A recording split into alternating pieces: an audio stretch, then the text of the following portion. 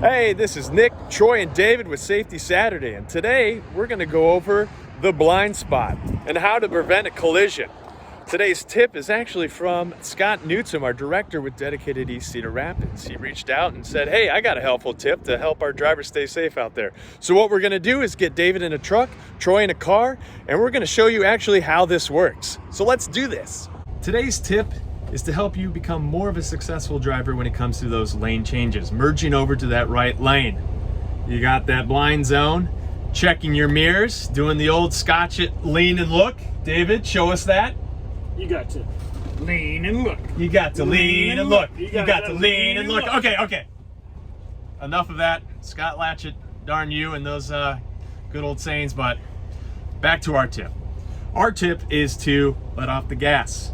There might be a car in your blind zone going the same speed as you. If you let off that gas, that car is still going to coast and show itself. So David is going to let off the gas here, and hopefully that car will just start coasting on by.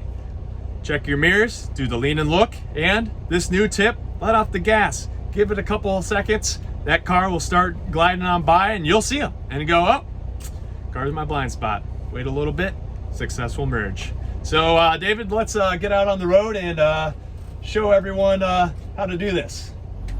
All right, let's say that David needs to get over into the right lane now. He checked his mirrors, did the lean and look. Everything looks clear. David, let's let off that gas and see if anything pops up. Oh, there it is. Oh, wow, that was quick. Just like that, just foot off the gas, wait a couple seconds. Vehicle should just come on by. So again, check those mirrors, do the old Scott Latchett lean and look, and take your foot off the pedal, wait a couple seconds, and see if a car emerges out of that blind zone.